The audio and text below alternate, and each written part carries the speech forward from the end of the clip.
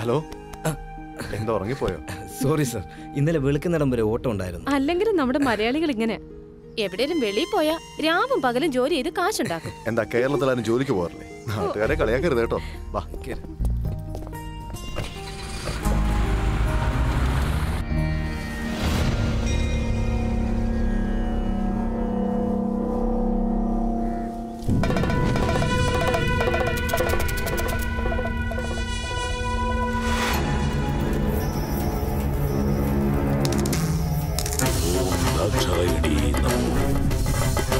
ओम क्षिप्रप्रसादिनी नमो।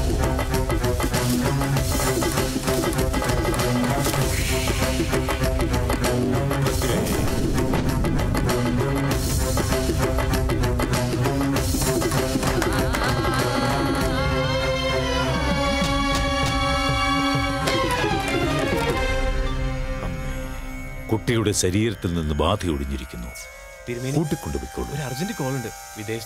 വിദേശത്ത് നിന്നോ? അങ്ങനെ പറഞ്ഞത്. പുതിയ കളം എഴുതി വിളക്ക് കത്തിച്ച് അടുത്ത ആളിനെ വിളിച്ചോളൂ. ശരി തിരുമേനി. ഹലോ, ആരാണെന്നാ പറഞ്ഞത്? ഓഹോ, റോയിയോ? കുറെ നേരമായിട്ട് ഞാൻ ട്രൈ ചെയ്യാ, നാട്ടിലേക്കുള്ള ലൈൻ കിട്ടുന്നേ ഇല്ല. തിരുമേനി, ഞാനിപ്പോ റുമേനിയിൽ നിന്ന് സംസാരിക്കുന്നത്. റുമേനിയെന്നോ? ഹണിമൂണിന് നിങ്ങൾ ഇംഗ്ലണ്ടിൽ പോകുമെന്നാണല്ലോ പറഞ്ഞത്. അതേ തിരുമേനി, ഇംഗ്ലണ്ടിൽ നിന്ന് തിരിച്ചു വരുന്ന വഴി ഞങ്ങൾ റുമേനിയയിൽ 2 ദിവസം തങ്ങാന്ന് കരുതി. എന്റെ വളരെ നാളത്തെ ആഗ്രഹമായിരുന്നു ഡ്രാക്കുള കോട്ട ഒന്ന് കാണുമെന്നുള്ളത്. നന്നായി. അല്ലെങ്കിൽ തന്നെ റോയിക്ക് എല്ലാ വർഷവും ഉള്ളതാണല്ലോ ഈ വിദേശയാത്ര. ഒരു കണക്കിന് ഇത്തരം വിദേശയാത്രകളൊക്കെ നല്ലതാ. വിവിധ സംസ്കാരങ്ങളെ പറ്റി നമുക്ക് പഠിക്കാമല്ലോ. തിരുമേനി, നമ്മുടെ നാട്ടിലെ മന്ത്രവിധി പ്രകാരമുള്ള ആവാഹന ക്രിയ ചെയ്താൽ ഏത് നാട്ടിലെ ദുരാത്മാവിനെയും ആവാഹിക്കാൻ പറ്റുമോ? വിദേശത്ത് എന്നാലും ആത്മീയതയിലും മന്ത്രത്തിലും ഒക്കെയുള്ള ഇൻട്രസ്റ്റ് വിടില്ല അല്ലേ? തിരുമേനിയുടെ കൂടെ കുറച്ച് നാൾ പഠിച്ചതല്ലേ, ചുമ്മാ രസം. ആയിക്കോട്ടെ, ഈ ആവാഹനത്തിന് സ്ഥലമോ ആത്മാവിന്റെ ഭാഷയോ ഒന്നും പ്രശ്നമല്ല. നമ്മുടെ മന്ത്രത്തിന്റെ ശക്തിയാണത്. ഏതു ദുരാത്മാവിനെ സങ്കല്പിച്ചാണോ കർമ്മം നടത്തുന്നത്, താന്ത്രികന്റെ മന്ത്രശക്തി അനുസരിച്ച് ആ ദുരാത്മാവ് വിളിപ്പുറത്തു വരും. എന്താ പോയി റുമാനിയായി വല്ല ആവാഹനക്രിയ നടത്തുന്നുണ്ടോ? ചെറിയൊരു പ്ലാൻ ഉണ്ട്. ശരി ശരി, ആയിക്കോട്ടെ, വന്നിട്ട് കാണാം. ഇവിടെ തന്ത്രവിദ്യ പഠിക്കാനായി വന്നിരുന്ന ആളെ വിളിച്ചത് റോയ്.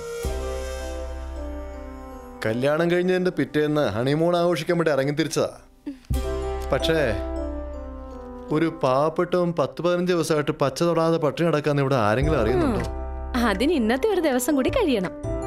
ഇന്ന് വലിയ നോമ്പ് തീരും, നാളെ ഈസ്റ്റർ. നാളെ മുതൽ നമ്മുടെ ഹണിമൂൺ തുടങ്ങുന്നു.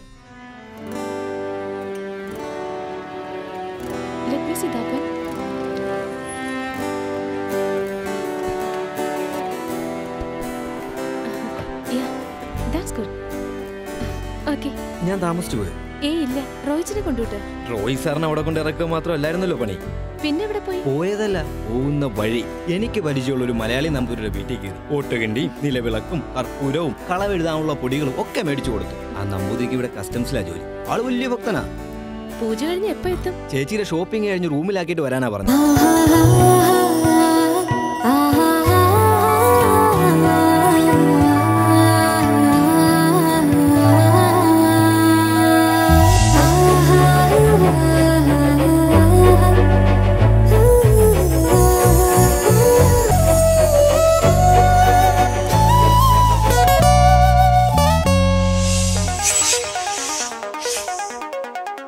Yeah.